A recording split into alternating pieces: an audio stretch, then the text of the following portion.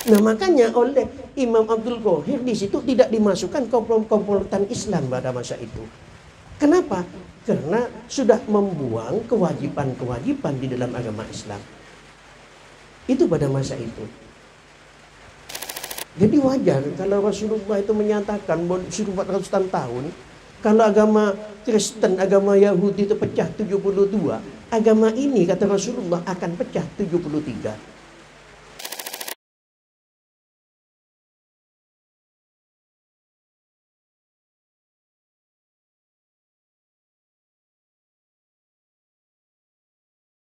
Wabarakatuh. Bismillahirrahmanirrahim. Alhamdulillahilladzi ja'alal Islam tariqan sawiyyan wa wa'adal mutamassikin bihi wa yanhauna 'anil fasada makanan aliyah. Wa asyhadu an la ilaha illallah wahdahu la syarikalah syahadatan man huwa khairun maqaman wa ahsanun nadiyah. Wa asyhadu anna sayyidana Muhammadan abduhu wa rasuluh al-muttasifu bil makarimi kibaran wa sobiyah.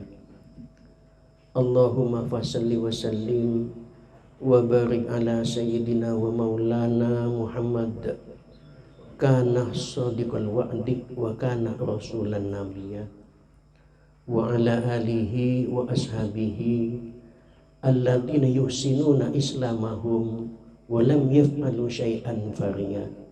Masya Allahu kana wa ma lam yasha' lam yakun wa la hawla wa la quwata illa billahil aliyyil azim. Amma ba'du. Usikum wa nafsi bi taqwallah faqad fazal muttaqun fatazawwadu fa inna khairaz zadi taqwa. Yang saya sangat muliakan, saya agungkan para alim ulama sam'an wa ta'atan dhahiran wa batinan. Yang saya hormati para kiai, para asatid, para pemuka agama dan tokoh masyarakat. Wabil khusus akhina fillah Kiai Muhtarul Aziz. Di sini juga ada Kiai Hafidz Zuhud. Kedua-duanya ini wakil Rois PJ Kota Pontianak, yang sementara Kiai Muhtarul Aziz ini sebagai Rois MPC Utara, tapi beliau sudah masuk ke pengurusan PJ Kota Pontianak. Mudah-mudahan beliau ini diberi kesempatan Pontianak. Yang saya hormati Ketua Tamfid PJ Utara beserta jajarannya dan segenap pengurus PJ Utara NU Nahdlatul Ulama, juga kalau ada yang hadir tingkat ranting dan anak rantingnya. Terlebih dahulu mari kita bersama-sama mempersembahkan rasa puji syukur kita kehadiran Allah Subhanahu wa ta'ala atas segala limpahan nikmat rahmatnya kepada kita semua, sehingga dari besarnya barokah nikmat rahmat Allah kita masih bisa diberi bernafas dengan baik sampai malam hari ini. Juga kita oleh Allah digerakkan untuk hadir bersama-sama dalam rangka Lailatul Ijtima IMWJ Pontianak Utara. Mudah-mudahan kehadiran kita semua ini bisa mendapat ridha Allah dan ternilai ibadah di sisi Allah Subhanahu wa ta'ala. Salawat dan salam mudah-mudahan senantiasa tercurahkan kepada junjungan Nabi besar kita Sayyidina Muhammad sallallahu alaihi wasallam, kepada keluarga beliau, para sahabat-sahabat beliau, juga seluruh pengikut beliau. Para kiai yang menjadi pengurus NU ini semuanya kiai sebenarnya. Barokah dari Hadratus Syekh Muhammad Hasyim Al-Asy'ari. Sebenarnya dari awal periode pertama sebelum gantian pengurus sudah saya tekankan atas nama Suriah, bukan pribadi. Terutama kita harus bisa menciptakan rumah, membuat atau bagaimana. Tapi rupanya pengurus ini satu belum selesai pindah ke lain, belum selesai pindah ke lain, sampai kebingungan saya sebagai rois seperti itu. Program satu belum, itu lain yang dikerjakan. Dan mudah-mudahan komposisi yang baru ini betul-betul dikawal dengan baik, sehingga kita betul-betul punya rumah. Kalau kita tak punya perubahan apapun yang diprogramkan, tidak akan jalan itu. Karena berkas-berkas pasti ada di mana-mana. Kalau yang ada di jalan paralel itu masih pinjem itu.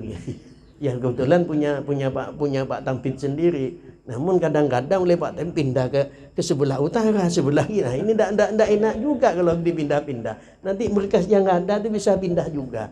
Jadi bagaimana? Karena ini kalau memang dengan niat dan ikhlas kita berkhidmat kepada guru-guru kita, kalau harga 1,5 M pun tidak berat sebenarnya. Kalau kita patungan bersama. Jadi bagaimana nanti ke depan itu patungannya bagaimana supaya kita punya, bayangkan Kota Madiyah ini mulai berdiri NU sudah 8 ganti pengurus. Berarti 40 tahun dong. Tidak benar rumah sampai detik ini gitu. Ini kan ajib ini. Soalnya organisasi yang sangat besar tapi rumahnya tidak ada itu. Nah ini perlu juga, ini jadi pemikiran sebenarnya. Karena ada yang baru dibangun ini katanya rencana Pak Tampit itu pondok pesantren NU, tapi sangat jauh. Waktu dulu kawan-kawan tuh saya ajak rembuk bersama, kalau memang ada yang mau membeli kita pindah saja, beli yang tanah di luar. Mungkin karena ada Cina itu mau katanya membeli 5 miliar, tanah tuh lalu di dalam. Nah, cuma kawan-kawan beralasan-alasan akhirnya ya kayak begini. Ya mudah-mudahan pengurus yang baru ini betul-betul kita niat berkhidmah kepada guru-guru kita nanti. Jadi marilah kita semua itu bergabung dalam NU. Yang belum, mari bergabung. Baik termasuk struktural atau tidak. Sebagaimana himbauan Hadratus Syekh Muhammad Hasyim Asy'ari. Beliau menghimbau, kata beliau, halumu kullukum wa man tabi'akum minal fuqara'i wal aghniya wad-du'afa wal aqwiya ila hadhil jam'iyatil mubarakati al-mawsumati bi jam'iyati Nahdlatul Ulama wadkhuluha bil mahabbati wal widad wal ulfati wal ittihad wal ittisali bi arwahin wa ajsad fa innaha jam'iyatu adlin wa aman wa silahin wa ihsan wa innaha khulwatun bi afwahil akhyar wa husatun ala rusalatil akhyar fa alaikum bitanasuhi fi dzalika wa husni ta'awuni ala ma hunalika bil mau'idati syafiyah wa da'watil mutalafiyah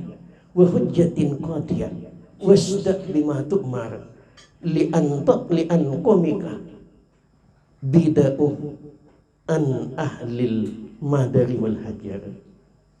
Kalau kita ahli bahasa, mari semuanya kemari, datang ke jamaah yang penuh barokah yang bernama Nahdlatul Ulama ini. Baik orang fakir maupun yang kaya, yang lemah maupun yang kuat, mari berbondong-bondong datang ke jamaah Nahdlatul Ulama ini. Bil ittisali bi arwahin wal ajsad, dengan bil mahabbati wal widad, dengan rasa cinta kasih sayang, wal ulfati wal aman, dengan rukun, dengan wal apa tadi, wal ulfati wal bukan wal aman, wal ittihad, dan dengan rukun dan bersatu, bil ittisali bi arwahin wa ajsad, dengan diikat jiwa dan raga. Jangan kita masuk dalam NU itu raganya dalam NU, jiwanya ada di mana-mana. Itu kan ada. Raganya ada di NU, tapi jiwanya ada di mana-mana. Mari kita ikat dengan jiwa dan raga. Kenapa? Karena Nahdlatul Ulama adalah jamiah yang lurus dan mengayomi dan memperbaiki. Jamiah Nahdlatul Ulama terasa manis di mulutnya orang-orang yang baik dan merasa tersedak di tenggorokan orang-orang yang jahat. Mari kalian semua senantiasa saling sehat menasehati tentang hal yang demikian, dan mari kita perbaiki saling tolong menolong dengan mau'idah yang memuaskan, dengan mau'idah yang memuaskan, wa da'watin mutalafiyah, dengan dakwah yang memikat, wa hujjatin qadiyah, dengan hujjah yang tak terbantahkan. Wasda' bima tu'mar, wasda' bima tu'mar, ditanqami al-bida'u an ahlil madar wal hajar.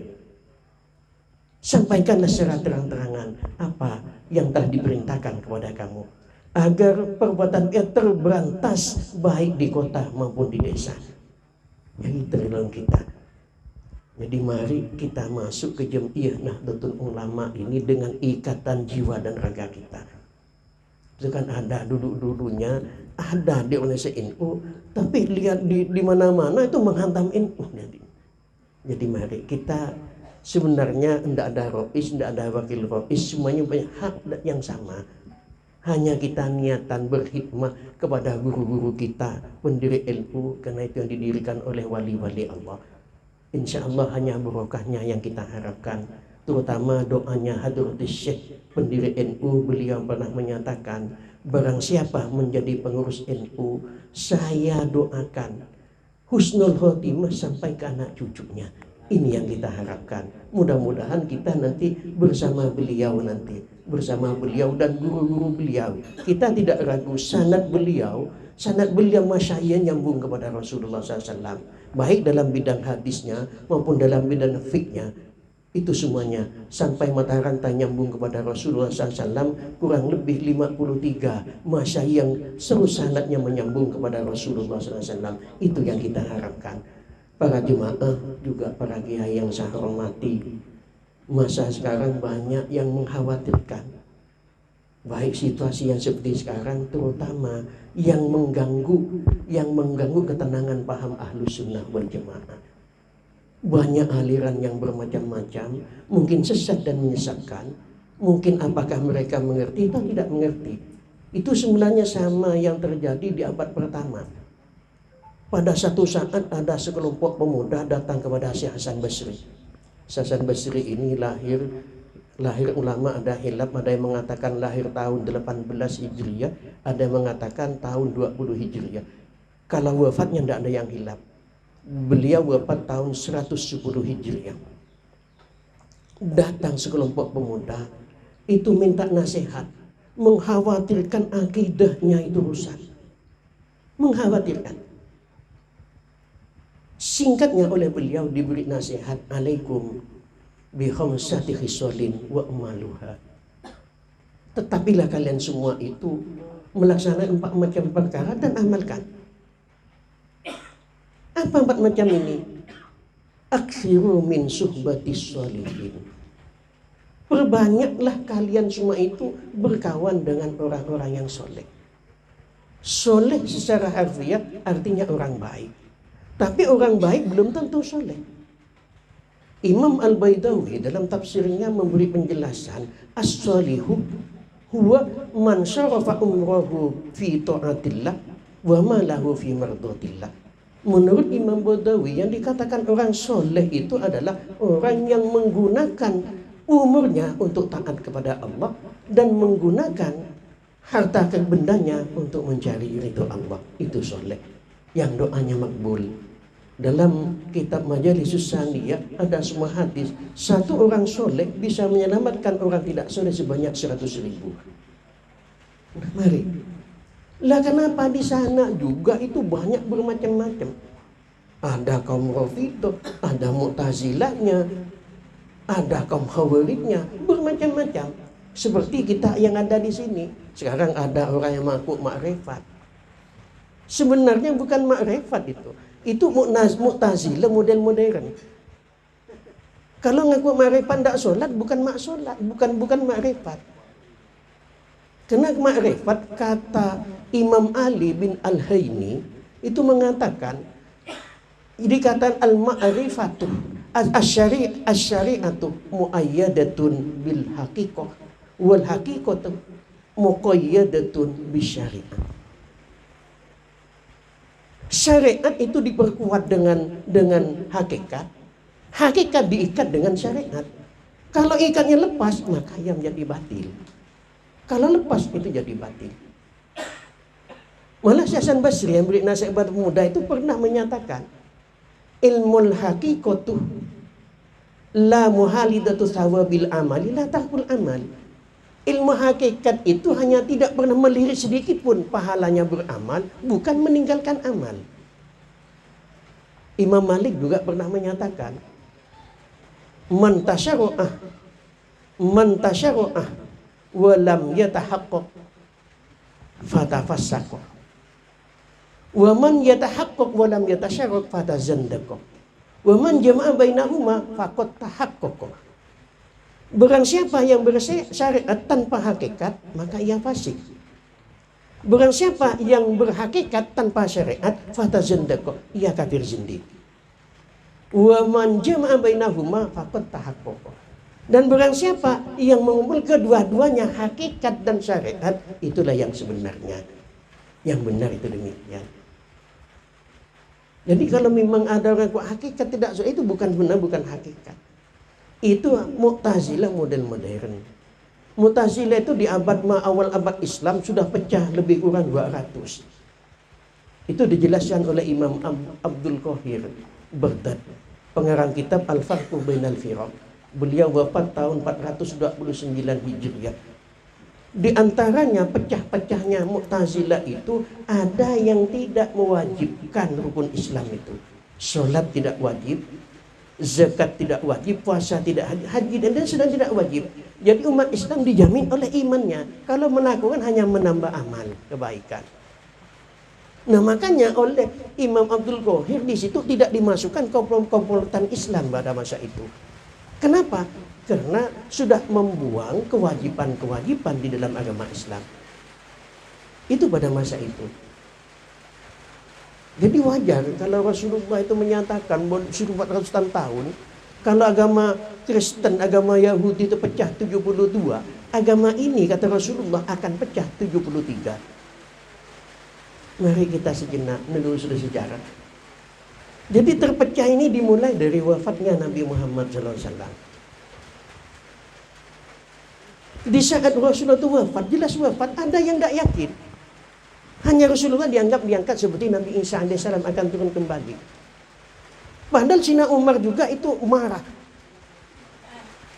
Mangkola Muhammad dan qad mata sa'adir unuku ala hadas. Siapa yang mengatakan Muhammad itu wafat akan sepenggal batang lehernya dengan pedang ini. Itu ngamuk. Ya di sana masih ada sahabat besar. Setelah datang Sayyidina Abu Bakrin itu menyejukkan suasana. Lalu beliau berkata, innaka mayyitun wa innahum mayyitun. Man kana ya'budu Muhammadan inna Muhammadan qad mata. Wa man kana ya'budu Rabb Muhammadin fa innahu hayyun la yamut. Itu dijelaskan. Semua kamu itu mati dan mereka juga akan mati. Barang siapa menyembah Nabi Muhammad sudah wafat. Barang siapa menyembah Tuhannya Nabi Muhammad, maka sungguhnya ia adalah hidup tak pernah mati. Itu sejuk. Tapi ini tidak selesai. Tidak selesai. Belum sempat memakamkan Rasulullah, lalu kaum Ansor ingin mendirikan pemimpin sendiri. Itu alot, akhirnya kembali kepada Sina Abu Bakr. Kembali. Nah saat sudah kata sepakat bahwa pimpinan ada di bangsa Quraisy, itu pemakaman Rasulullah. Itu hampir ada gesekan-gesekan. Umat Islam di penguasa Mekah itu diminta mayat Rasulullah dikembalikan ke Mekah. Karena beliau lahir di kota Mekah, tumbuh besar di Mekah, ayat pertama itu turun di Mekah, dan juga datuknya Nabi Ismail ada di Mekah. Madinah mempertahankan.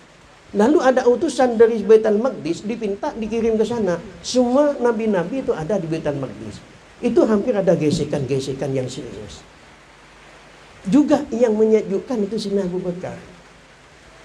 Innal anbiya'a yudfanuna haitsu yubbatuna.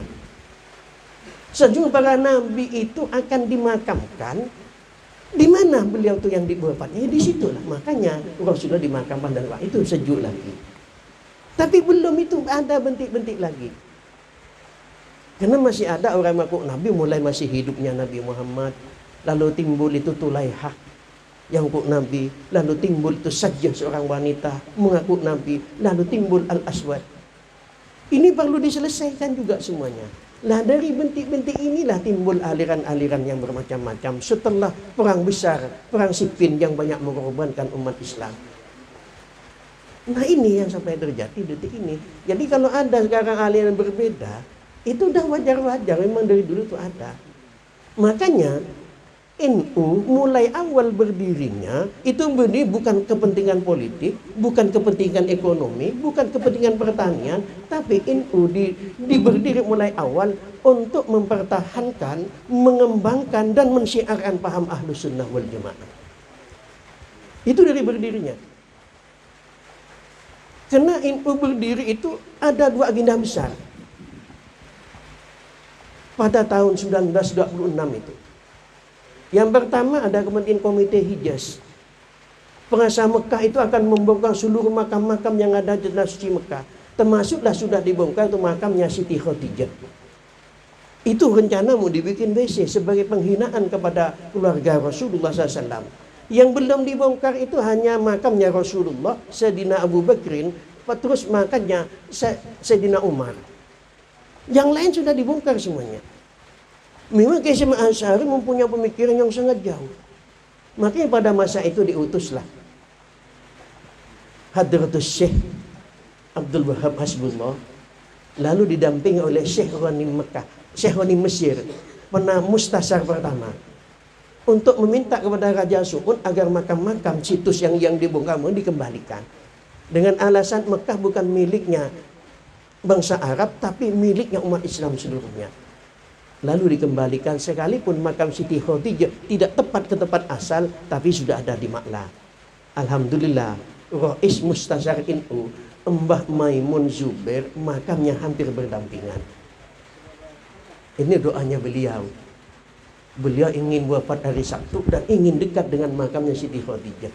Alhamdulillah, di sini makamnya beliau, terus makamnya gurunya Sayyid Maliki, terus sebelahnya makamnya Siti Khadijah. Itu barokahnya Nahdlatul Ulama juga.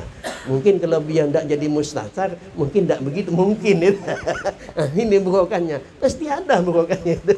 Karena menjabat ada istilah Rais Mustasar itu semenjak beliau. Sebelumnya ada, kalau mustasar ya mustasar, tidak ada Rais. Tapi setelah beliau menjadi mustasar, lalu ada istilah dalam NU Rais Mustasar Nahdlatul Ulama. Sebelumnya tidak pernah ada itu. Sebelumnya tidak pernah ada. Alhamdulillah sampai sekarang ini diterima usulan dari Hadratus Syekh yang disampaikan oleh Syekh Abdul Wahab Hasbullah sampai detik ini. Tapi sekarang Wahabi itu mungkin punya dendam. Kalau kita umroh setelah pasti diberi buku kitab dengan kaset yang menampakkan kewahabiannya. Jadi nanti kalau beli kitab di Mekah itu dihati-hati. Ada seorang kiai di Jawa Barat itu beli Sahih Muslim waktu umroh, karena beliau belum sempat buka waktu di Mekah. Setelah pulang ke Indonesia, ternyata hadis Sahih Muslim itu hampir-hampir 50 hadis yang dicabut diganti lain. Itu kita harus berhati-hati. Ini sudah andil kepercetakan. Nah, inilah tujuan NU yang pertama dulu berdiri, untuk mempertahankan, mengembangkan dan mensyiarkan paham Ahlus Sunnah wal Jamaah. Saya dulu tahun 86 pernah dikirim kitab dari Turki bernama Al-Mawahibus Saniyah ala Raddil Wahhabiyah. Di kulitnya itu ada ucapan Syekh Ahmad At-Tahtawi di kulitnya. Kalau tidak meleset kurang lebih, karena sudah lama yang dibacanya. Jadi kalau nanti ada meleset lafadznya, tolong dibuka kembali nanti. Beliau menyatakan di kulitnya kitab itu, alaikum ma'asyiral mu'minina bittiba'il firqatin najiyati al-musammati bi ahli sunnah wal jama'ati fa inna nusratallahi wa hiddahu wa taufiqahu fi muwafaqatihim wa an khadlana wa suhtahu wa maktahu fi mukhalifatihim. Hadihi ta'ifatun nadiyatu qad jatamatik al-yawma fi madahibil arba' wa hum al-hanafiyuna wal malikiyuna wasyafi'iyuna wal hambaliyuna rahimahumullah. Wa man kana kharijan an hadhil arba'ati fahuwa ahlul bid'ah wan nar.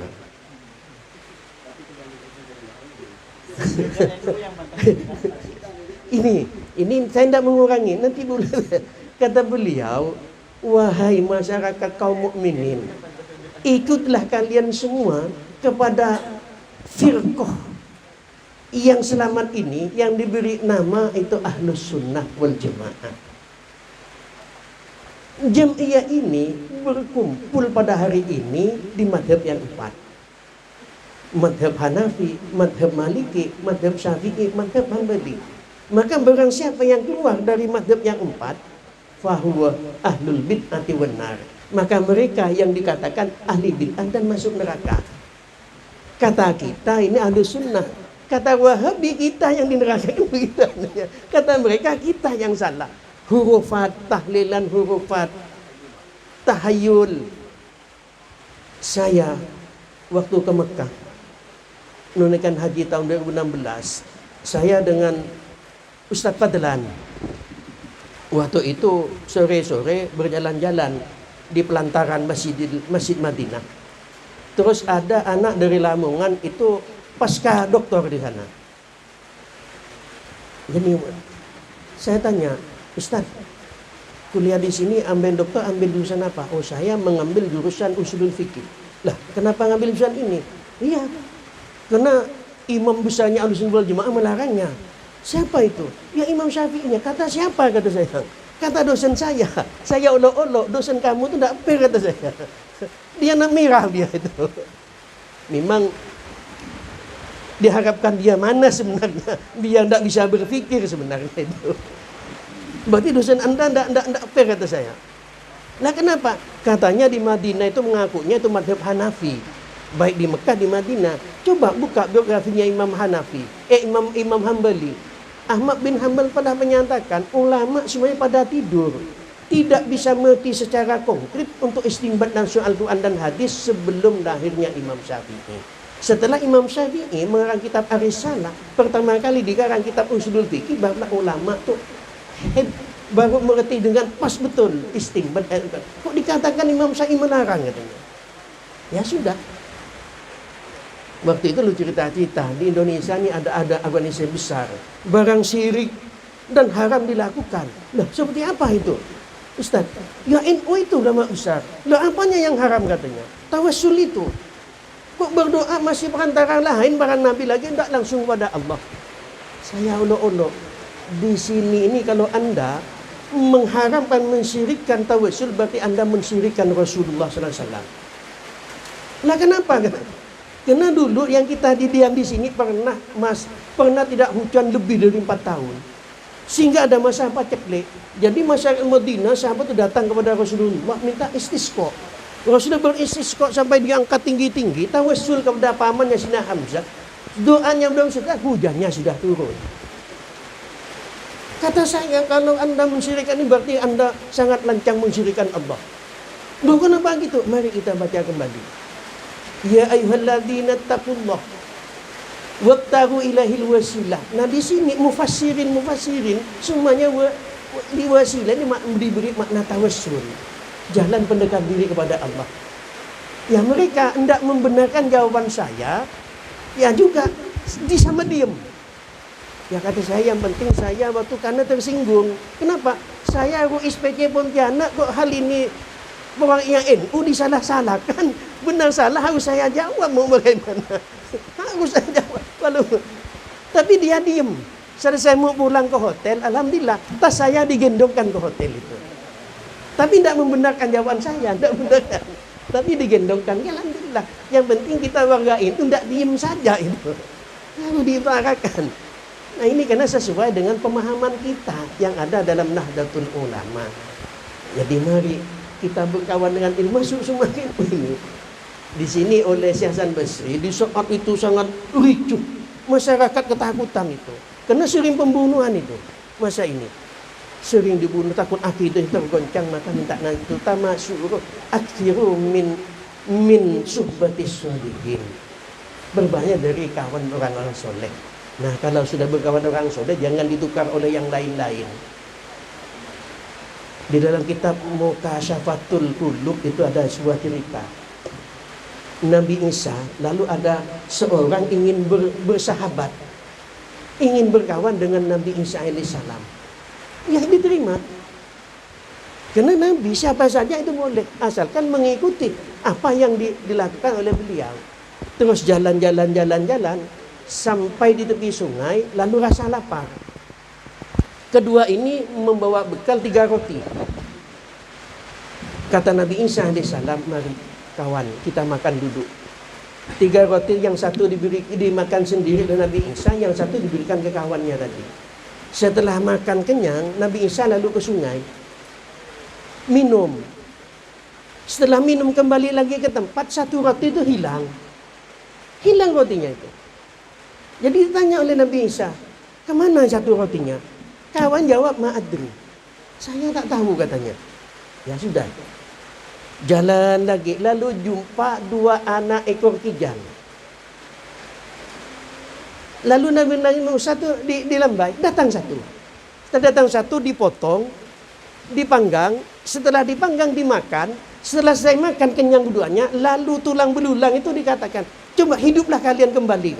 Lalu hidup itu berlari ke hutan lagi. Lalu Nabi Isa bertanya kan, mari demi yang kamu lihat tadi, mukjizat diberikan Allah, siapa yang mengambil roti ini? Dia masih jawab, ma'adri, saya tak tahu. Bayangkan, binatang sudah dimakan, hasil makan bisa hidup kembali dan berjalan lagi hidup itu. Ya, tidak ngaku jalan lagi. Telah melintasi danau yang besar, tidak bisa. Lalu orang itu dikepet, dibawa terbang, berjalan di atas air. Setelah sampai di tujuan, demi yang kamu lihat, mukjizat diberikan Allah tadi itu, coba siapa yang ambil roti tadi? Dia masih jawab, ma'adri, saya tak tahu. Jalan lagi Nabi Isa itu. Lalu sampai di padang pasir luas. Nabi Isa alaihissalam membuat gunung-gunungan dari pasir yang ada di padang pasir itu. Dibikin gunung-gunung di pasir 3. Lalu disabdakan, jadilah kamu itu emas. Jadi emas. Pasir jadi emas. Jadi temenung itu kawannya itu. Nah, sekarang bagi. Yang ini untuk saya, gunung yang satu emas ini. Gunung emas yang satu itu untuk kamu. Yang emas yang satu ini untuk orang yang mengambil kue tadi. Lalu saya yang mengambil katanya. Mukjizat itu yang berikan sampai bisa terbang, binatang bisa makan, hidup kembali. Tidak mau. Tapi setelah diberikan dunia, lalu sebesar emas, sebesar gunung, lalu mengaku saya yang mengambil.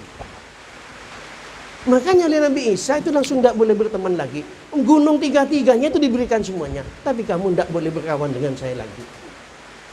Akhirnya dalam sejarah itu orang ini celaka juga, mati terbunuh oleh perampok. Disebab hartanya. Makanya sebenarnya hubbud dunya ra'su kulli had. Itu sabda Nabi Musa di kala itu. Nabi Muhammad bercerita, lalu disabdakan lagi Nabi Muhammad, dikatakan sabda Nabi Muhammad SAW, hubbud dunya ra'su kulli hadin. Lalu jadi sekarang masyhur sabdanya Nabi Muhammad, asalnya Nabi Isa. Jadi cinta dunia itu sumber dari semua malapetaka. Betul, ini mati dan dirampok karena dunia tadi yang banyak itu. Jadi kalau kita sudah mempunyai kawan yang baik, orang soleh, anggaplah kita berkawan dengan Nahdlatul Ulama, jangan ditukar yang lain. Lalu ada ingin berjenggot-jenggot, ya biar saja jenggotnya, jangan keluar di organisasi Nahdlatul Ulama. Kalau ingin jenggot biar saja jenggot. Dalam ingin tidak ada dilarang pakai jenggot itu. Kalau memang ingin ya silakan. Berjenggot silakan, bergamis silakan. Tapi jiwa dan raganya tetap ada di Nahdlatul Ulama. Jangan raganya ada di itu, jiwanya ada di mana-mana. Nah, ini yang tidak baik. Jadi mari, sekali kita bergabung, jangan kita keluar lagi. Insya Allah Insya Allah dengan doa beliau itu makbul di hadapan Allah Subhanahu wa taala, agar kita menjadi husnul khotimah sampai ke anak cucu kita. Terus yang kedua, yang pemuda-pemuda tadi ingin selamat akidah dan segala halnya. Yang kedua kata beliau, aksiru min qiraatil Quran. Perbanyaklah dari membaca Al-Quran. Al-Quran, paham tidak paham, ngerti tidak ngerti maknanya, kalau dibaca tetap dapat pahala. Kalau bukan Al-Quran, kalau bukan doa, seperti Asmaul Husna tadi, doa-doa kalau kita tidak paham, minimal harus tujuannya paham, itu menjadi makbul. Kalau tidak, ya tidak dapat pahala di sisi Allah. Tapi Al-Quran, ngerti tidak ngerti, paham tidak paham, kalau dibaca mendapat pahala 10. Bahkan Rasulullah menyatakan, la aqul alif lam min harfan wahidan. Saya tidak mengatakan baca alif lam itu satu huruf. Bal al alifu harfun wa lam harfun wal mim harfun. Jadi membaca alif lam min sudah dapat 3 huruf, berarti 30 pahala. Kalau sempat dibaca semua 114 surat, kurang lebih itu 6.666 ayat Al-Quran, kurang lebih 70.000 kalimat Al-Quran. Kurang lebih Imam Ibnu Katsir terakhir menyatakan tulisan huruf Al-Quran sebanyak 324.641 huruf. Kalau sempat dibaca, macam suara lagi. Tapi di sisi yang lain dirongok oleh dosa-dosa, ya. Jadi mari kita baca. Bahkan Rasulullah SAW pernah menyatakan, "Mamin syafi'in afdal manzilatan yaumal qiyamati indallahi minal Qur'an. La nabiyyun wa la malakun wa la ghairuhum harfun minal Qur'an khairun minad dunya." Tidak ada yang lebih afdal memberikan syafaat di sisi Allah pada hari kiamat selain Al-Quran. Bukan Nabi, kata Rasulullah SAW, bukan malaikat, bukan yang lain. Satu huruf dari Al-Quran lebih baik dari dunia berserta isinya. Jadi mari, di samping kita juga getol membaca apa dalam HP-nya ada berita-berita, ya jangan ditinggalkan. Lebih-lebih Al-Qurannya jangan ditinggalkan juga, dibaca juga. Karena Al-Quran sumber pertama dan utama, landasan-landasan agama kita yaitu Islam. Jadi mari kita semarakkan rumah tangga kita dengan membaca Al-Quran. Di samping dibaca, fadilahnya juga luar biasa. Fadilahnya luar biasa. Jadi mari, Al-Quran ini sumber pertama dan utama dalam landasan agama kita. Jadi mari kita semarakkan kepada keluarga kita, tetangga kita, dan yang lain. Sekaligus juga kita sebarkan paham-paham Ahlus Sunnah wal Jamaah melewati MWC lewat ranting ke masyarakat. Jadi NU ini berhasil atau tidak, maju tidak majunya bukan PC. Tergantung bagaimana MWC itu membina ranting dan anak rantingnya. Karena itu yang menyentuh ke masyarakat langsung. Nah, kami ini mendorong MWC itu. Bagaimana hakim bisa itu mendorong. Jadi keberhasilan NU di mana-mana itu rantingnya bagaimana rantingnya. Kan di kota ini masih ada MWC, rantingnya belum ada. Ajib kan? Ini sudah SK-nya keluar sudah. Bukan yang sekarang ini. MWC, rantingnya belum ada. Sampai detik ini. Nah ini juga jadi dilema juga dalam tubuh NU. Jadi insya Allah nanti kalau SK sudah turun, mari kita kerjasama yang baik di antara pengurus yang ada di PC, juga kerjasama yang baik dengan MWC. Karena tulang punggungnya PC ada di MWC, tulang punggungnya. Secara singkat, yang ketiga kata Syekh Hasan Basri, kalau ingin selamat akidah dan keluarganya yang lain-lain, lalu beliau mengatakan, aksiru min qiyamil lail. Perbanyaklah bangun tengah malam untuk melaksanakan ibadah kepada Allah.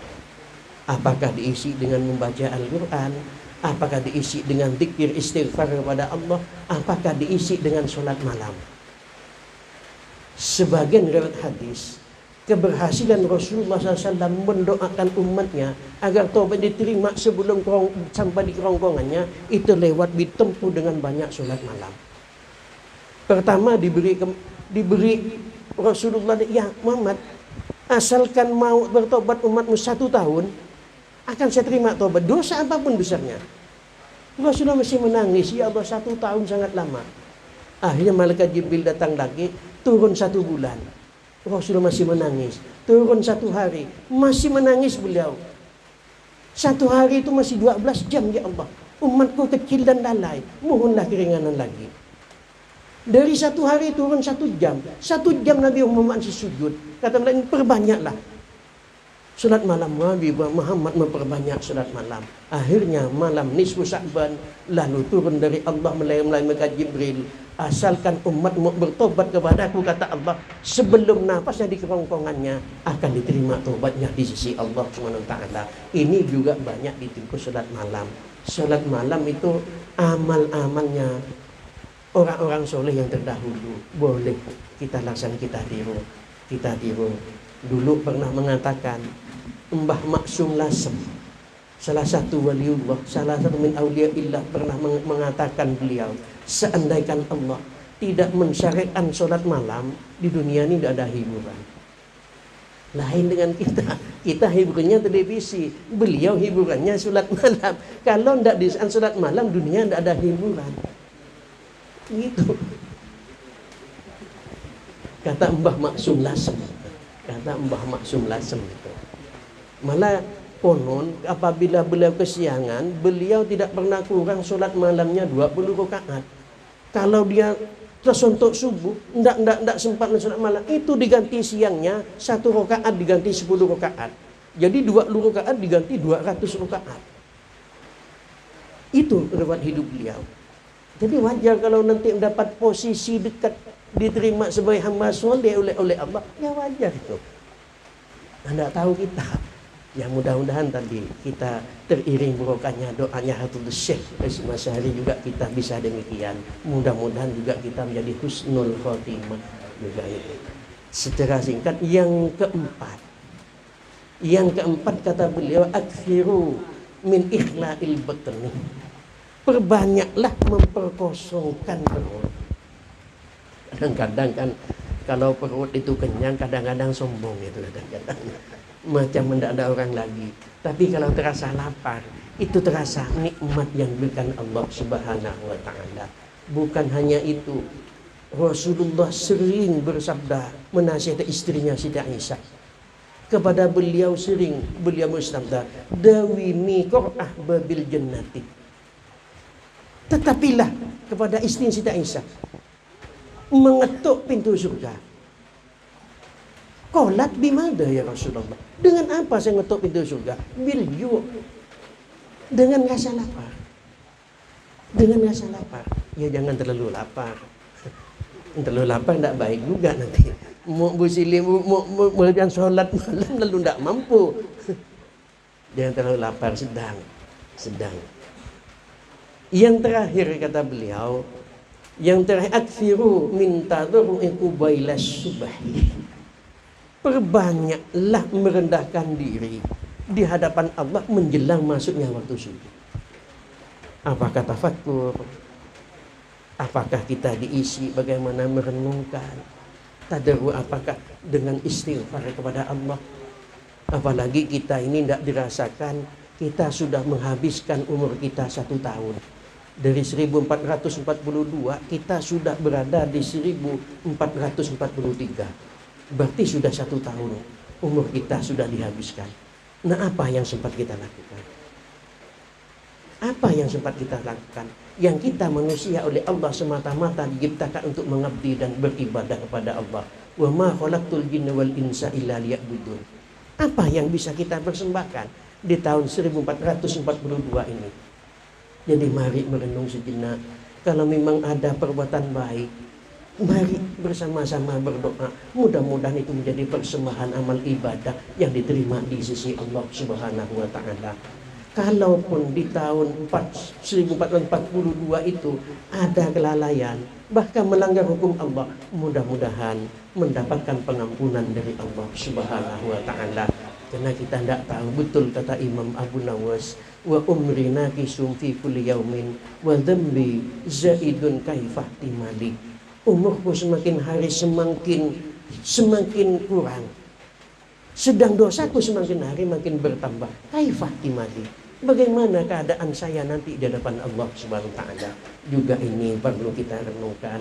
Mari kita berkhidmat, mudah-mudahan kita berkhidmat dalam jamiah Nahdlatul Ulama ini, kita diberi kesadaran, sadar yang baik untuk mengabdi kepada Allah, juga untuk berkhidmat di jamiah Nahdlatul Ulama yang didirikan oleh para aulia-aulia Allah. Karena Nahdlatul Ulama walaupun bagaimana, kata Kiai Ma'ruf Amin yang dapat ke rumah, walaupun bagaimana berjanji dia tidak pernah lepas dari Mbah Holil, kata beliau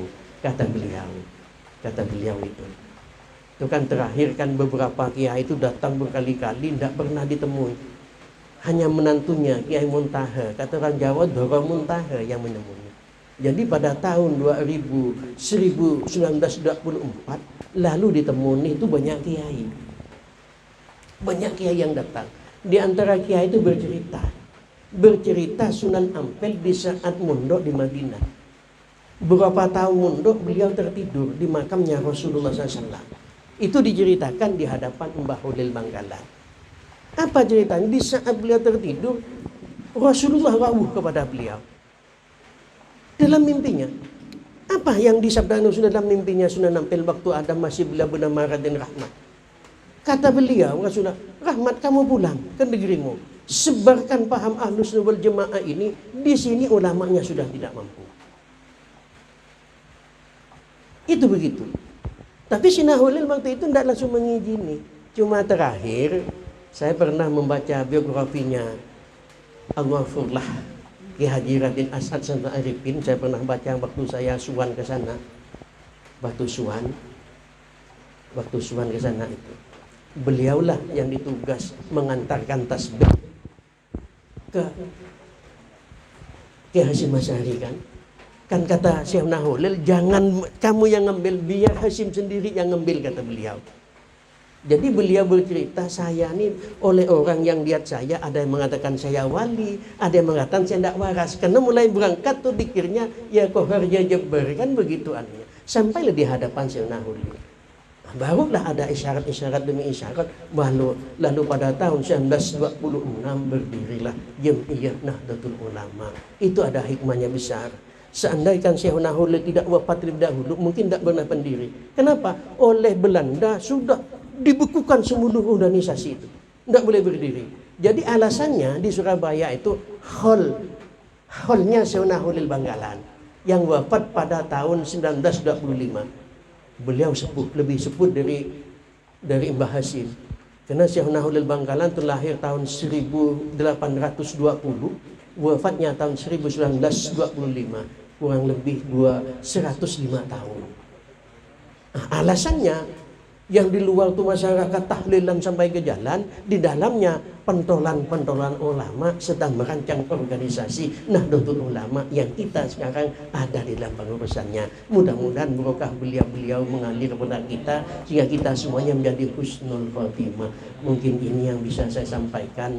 Kata orang Melayu mengatakan, apabila ada kaca yang pecah, hanya saya melontarkan ayunan.